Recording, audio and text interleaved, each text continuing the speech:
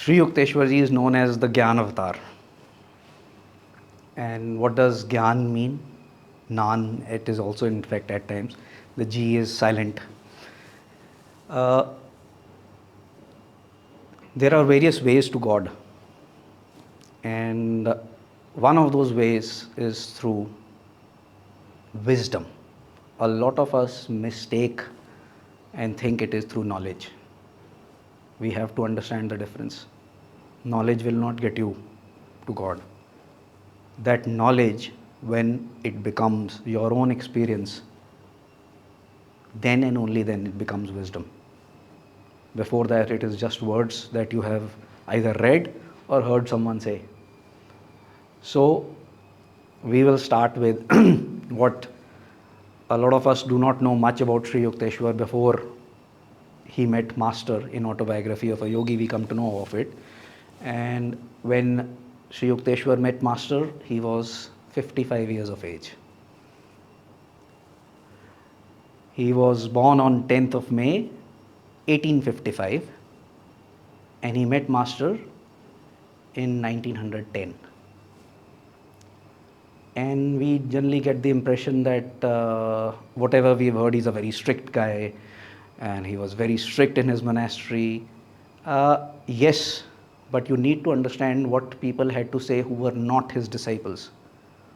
All of them in unison said they had not met a person who was more loving and more understanding and more accommodating. In fact, a lot of us, because we only hear it from the perspective of Yogananda ji in the monastery, we think, oh, he's a very strict guy. And whenever we need discipline, we kind of, Yukteswar ji, please give me discipline. But he used to carry chocolates and sweets and he used to distribute to kids. And kids say they used to love and run, sit on his lap. Do you associate that with Sri Yukteswar ji? But that was what? To those disciples, like we do in our discipleship ceremony, when we say that I give you my unconditional love, and like when he told Yogananda ji when he met him for the first time, that I give you my unconditional love, do you give me your unconditional love? Then and only then a guru takes charge. And after you've given the charge to him, it is for him, his way of getting you across this ocean of delusion. So Sri Yukteswar ji was born in a wealthy merchant family in Sri Rampur, that is on the outskirts of Calcutta.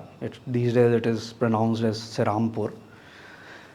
And he lost his father at a quite young age. And in fact, he had to look after the family estates. Obviously, his mother was looking into it, but he, at a very young age of even 12, 13 years of age, was getting involved in all of these. And he was a brilliant student. In fact, he supposedly never scored less than 100 in maths. And but you see, there is a difference. One part was knowledge and one part was wisdom. He was not interested in knowledge from the very beginning. He wanted to know the why and how of things. And what happens? This young man is also seeking outside of classroom.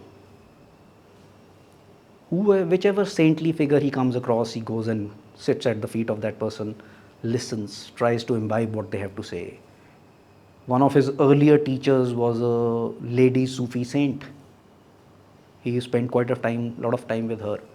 Then, obviously, in the Sanatan way, Vedic way of thinking, he was from the very beginning interested in these things. He was wanting to know more than reading what is written here, what is the real story behind all what is happening. He attended school in that Scottish school, so obviously he got introduced to the Christian way of thinking. And he had a lot of discussions with the priests there about the Bible. You understand what is happening? A broad base of all things. He goes into higher classes, into the college. In one, possibly it was a physics class. The professor is teaching a concept, and Sri Yukteswarji doesn't want to know what is just written. He wants to know the real thing behind, working behind. And so he asks one question, two question, three question, and the way it happens in most of the places, the teacher gets irritated and kind of ridicules him, makes fun of him, and Sri Yukteswar decides then and there, my education is over. I am not interested in any degrees. I am interested in wisdom. So he goes from there to the principal, who already knows he's a brilliant student, and he says, I am not interested in any degree, but give me permission to sit in any class where I feel wisdom is flowing. And he's given that permission. So he goes, sits in an anatomy class, a physiology class, a psychology, whatever he feels. But like time is passing, he gets married, has a daughter, but he is still seeking for a formal teaching. And in this time, he comes across a royal family by the name of Goswamis. And he somehow feels whenever he is with them, there is a peace emanating from these people. Because he is a very perceptive person, he tries to spend more time with them, but he realizes there is nothing different in them. The only thing he realizes as he spends more time with them is that sometime in the morning and in the late evening, the family members will say, excuse us, and they will go into a room, close the door, and sit there for an hour and a half, and come out and behave the way they were behaving before. He is intrigued, what is happening here? So he asks them, and they do not respond. They say, nothing, just like that. But Sri Yukteswar is a persistent person. So he keeps on meeting them and following, and they realize this person is really interested. So one day that he asked, and they say, we go inside and do something called Kriya Yoga.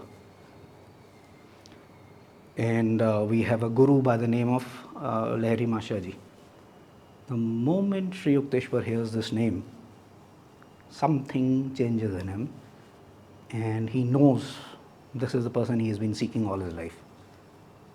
And on the next day's train, he sits and goes to Varanasi, to that famous house of Lahiri Mahasaya. And he's sitting on that takat, and he goes and bows down at his feet. And the first words spoken by Lahiri Mahasaya are, what took you so long? I have always been waiting for you. The Guru is calling out to all of us. You have to be perceptive to listen to what he is saying.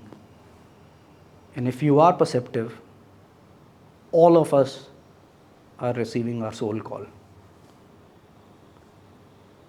But what happens? A lot of us, again, at least I had this impression that Sri Yukteswarji lost his wife quite early after marriage.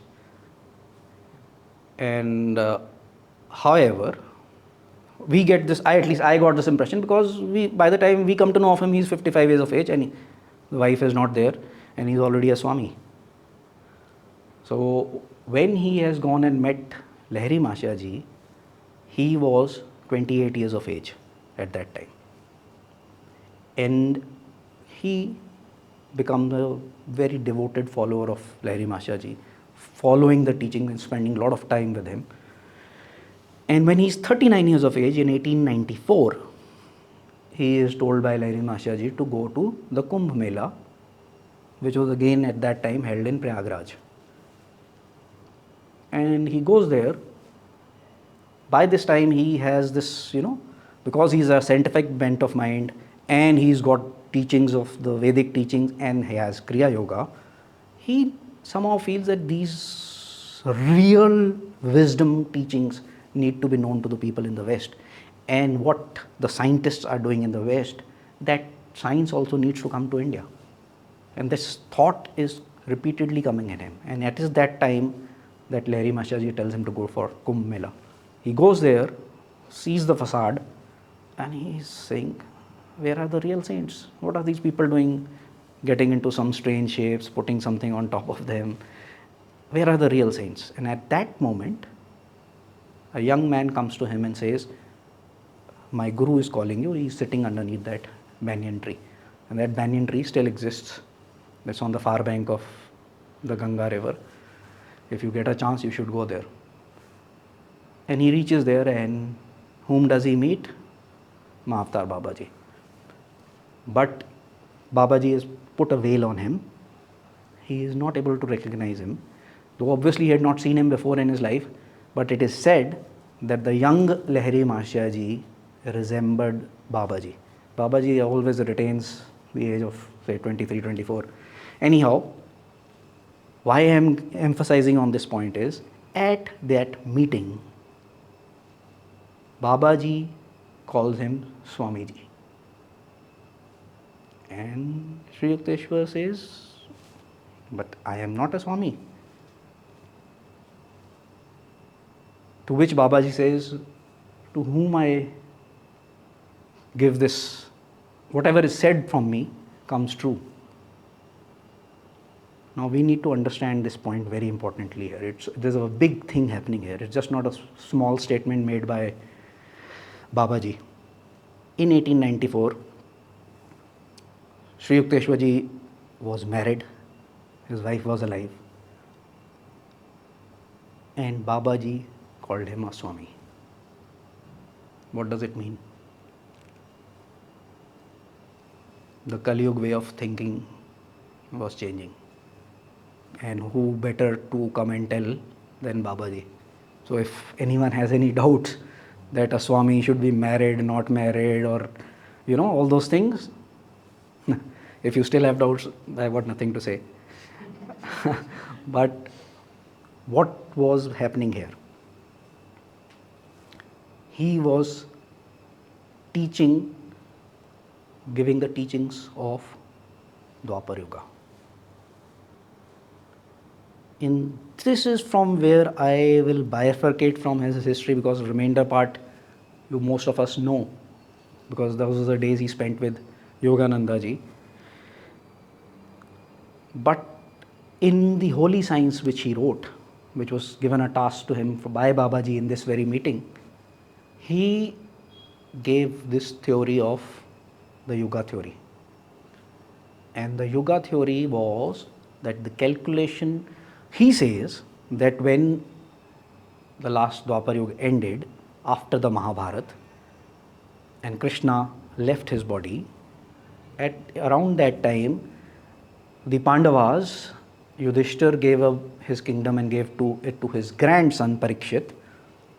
And not only the Pandavas, but a lot of learned people in his court went into Himalayas as Prayashchit. And what happens is, people who had knowledge about astrology and all these things, they also went. And the people who had wisdom went, and the people with knowledge were left. And they misinterpreted how Kali Yuga, Dwapar Yuga and everything comes.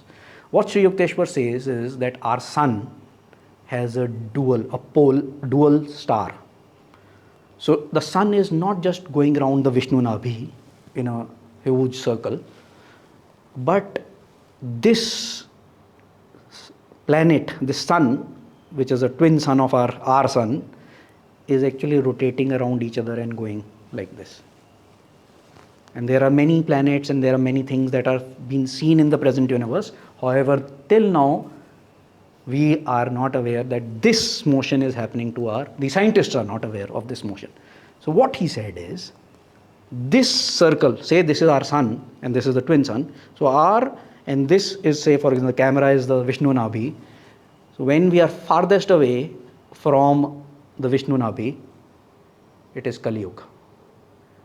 And as this thing starts happening, as we start coming closer to the center, it becomes Satya Yuga. From here, Kali Yuga, Dwapar, Treta, Satya, then starts the descending Satya, descending Treta, descending Dwapar, and descending Kali Yuga. So the time that Krishna left his body was the descending Dwapar Yuga. And after that, the Kali Yuga came, the descending Kali Yuga. the number of years, this whole circle that the sun takes in this thing is 24,000 years. So half of it is 12,000 years. And his explanation of these yugas was the Kali Yuga is 1200 years, the Dwapar is 24, Treta is 3600, and Satya Yuga is 4800 years. Now, why I am saying all this in today's satsang? Before Krishna's time, we know of Ram Bhagwan, we know of Parshuram, there were many, Moses possibly was before that.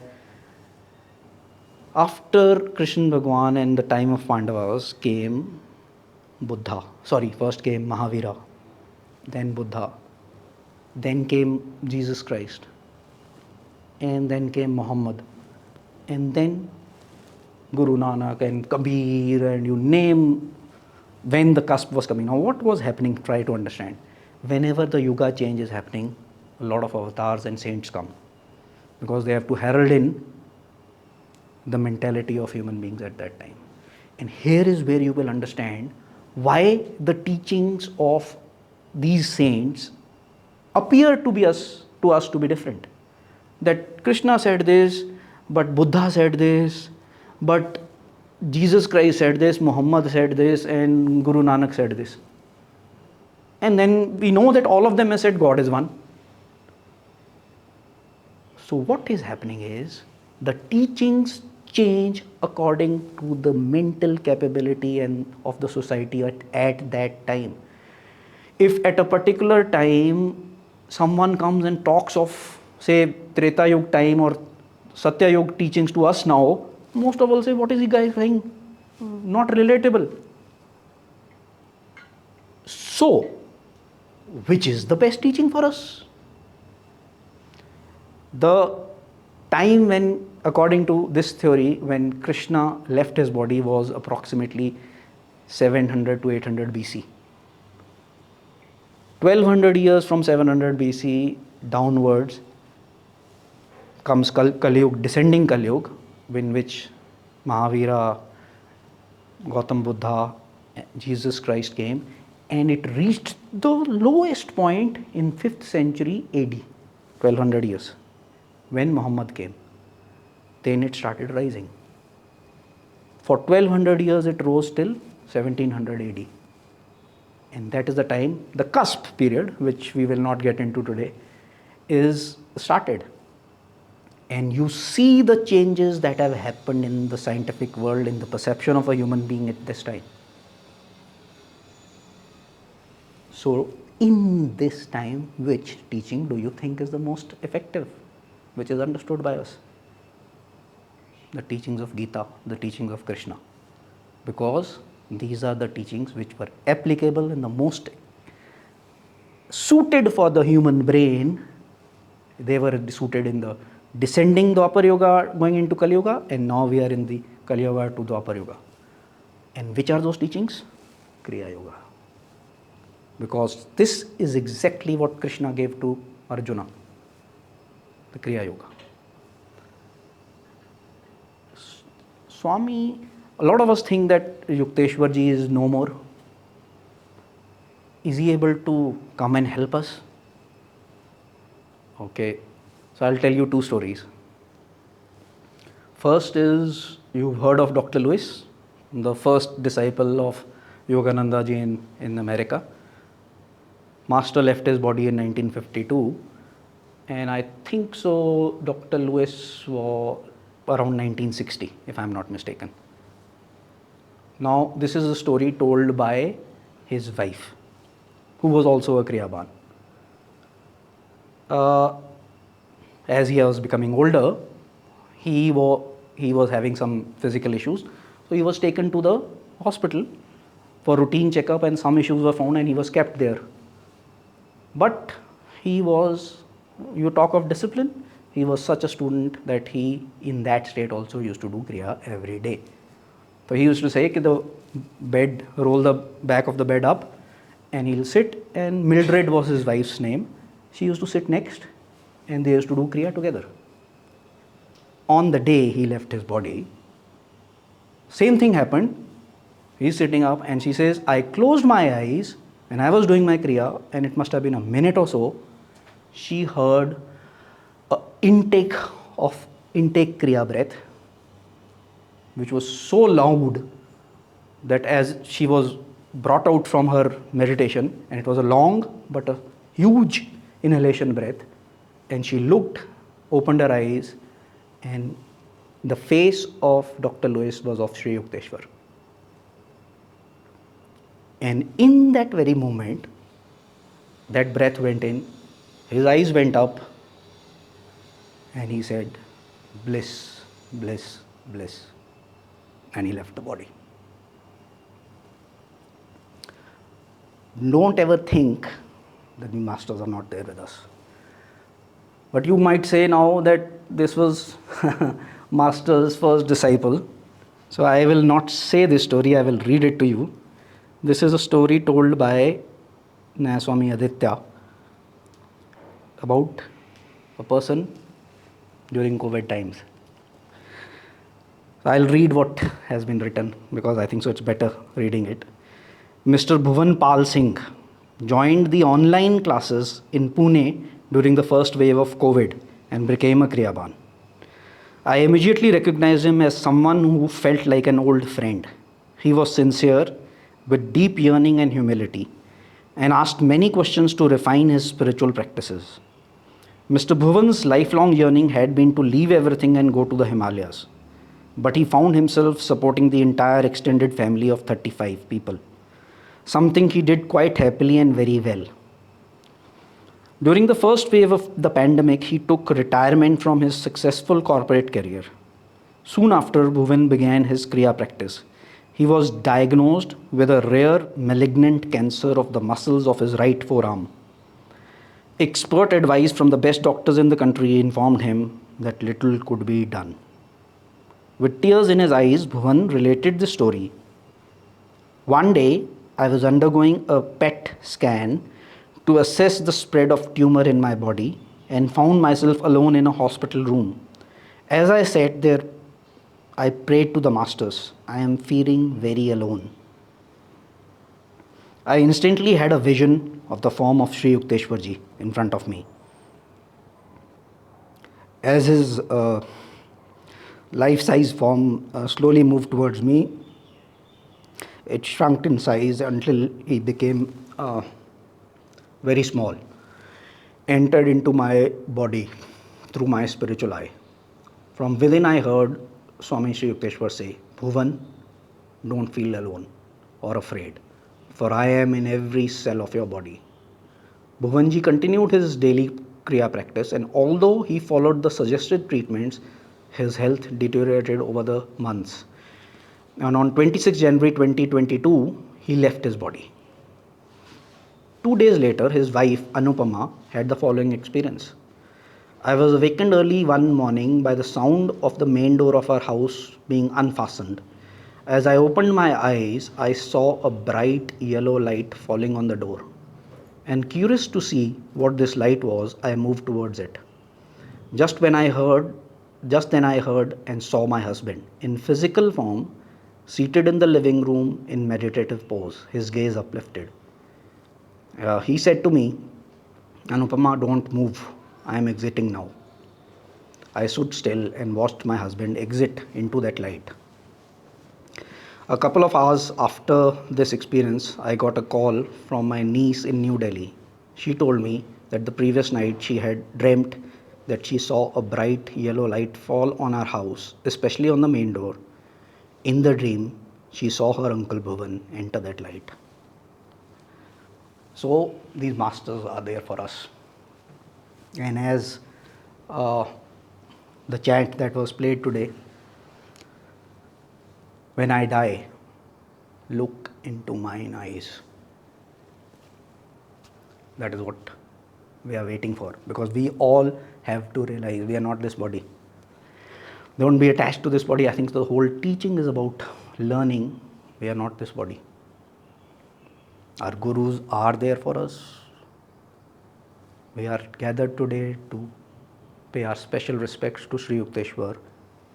He like all our gurus, are with us, egging us on, calling us, loving us, and waiting for us. So let us do our bit. They will 100% do their bit. And let's hope that we also have this wonderful exit from this body. Om Guruji.